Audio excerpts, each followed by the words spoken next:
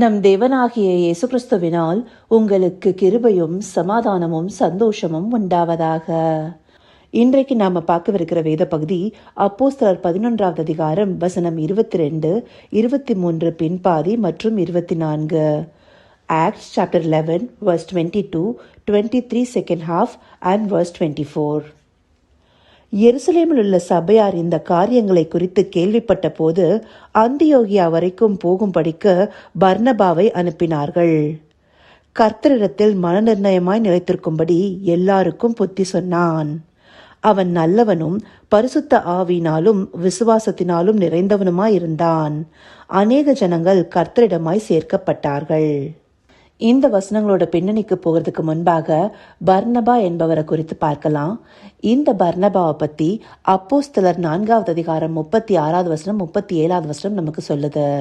பர்னபா என்பவர் லேவியரா இருக்காரு, சிப்ரு தீவுல வாழ்ந்து வருகிறவரா இருக்காரு. அவர் அப்போஸ்தலருடைய உபதேசங்களை கேட்டு ரட்சிக்கப்பட்டிருக்காருங்கிறது அந்த பகுதியை படிக்கும்போது நமக்கு புரிய வருது.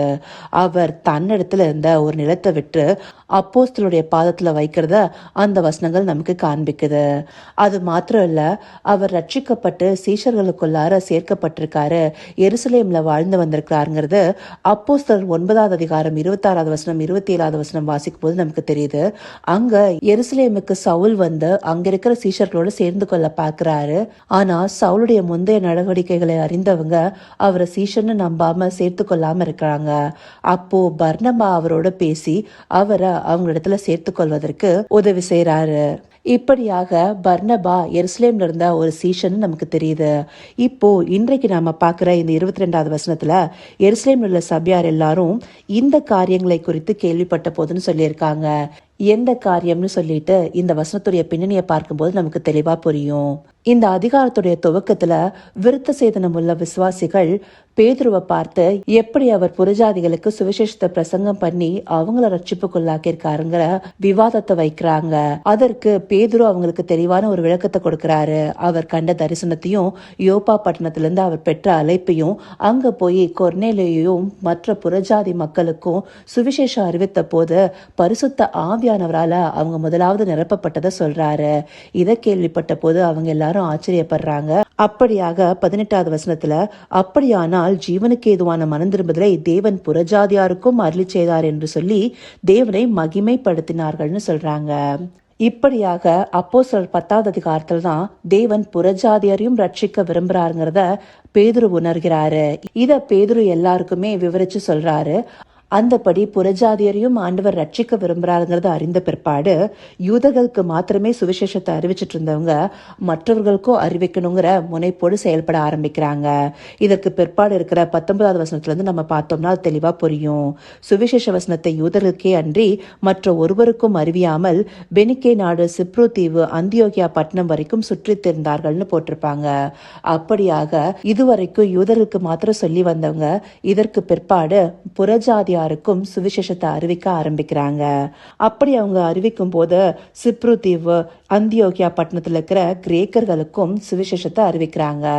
இந்தபடி அறிவிக்கிறதெல்லாம் எருசலேம்ல இருக்கிற சபை கேள்விப்பட்ட போது பர்னபாவை தேர்ந்தெடுக்கிறாங்க. பர்னபாவை தேர்ந்தெடுத்து அந்தியோகியா பட்டணத்துக்கு அனுப்புறாங்க. அதுவே 22வது வசனத்துல சொல்லப்பட்டிருக்கு. அப்படியாக பர்னபா அந்தியோகியா பட்டணத்துக்கு போய் அங்க தேவனுடைய கிருபை இருக்கிறத பார்த்து சந்தோஷப்பட்டு கர்த்தரிடத்தில் மனநிர்ணயமாய் நிலைத்திருக்கும்படி நம்ம விசுவாசிகளான பிற்பாடு எப்படி இருக்கணுங்கிறத இந்த வசனம் சொல்லுது. கர்த்தரிடத்துல மன நிர்ணயமாய் முழு மனதா அவருக்குள்ளார நிலைத்திருக்கிறதே ஒரு ரட்சிக்கப்பட்ட பிள்ளை செய்ய வேண்டிய வேலைங்கிறத இந்த வசனம் நமக்கு தெளிவா காண்பிக்குது. இதற்கு பிற்பாடு 24வது வசனத்துல பர்னபாவை பத்தி சொல்லப்பட்டிருக்கு. அவர் நல்லவராகவும் பரிசுத்த ஆவினாலும் விசுவாசத்தினாலும் நிறைந்தவருமா இருக்கிறாரு. அநேக ஜனங்கள் கர்த்தரிடமாய் சேர்க்கப்பட்டார்கள்னு சொல்லப்பட்டிருக்கு. அந்தபடியாக ஆத்துமாக்களை ஆதாயம் பண்றவங்க எப்படியான குணநலனோடு இருக்கணும்? நல்லவங்களாகவும் பரிசுத்த ஆவினாலும் விசுவாசத்தினாலும் நிறைந்தவர்களாகவும் இருக்கணும்னு சொல்லப்பட்டிருக்கு.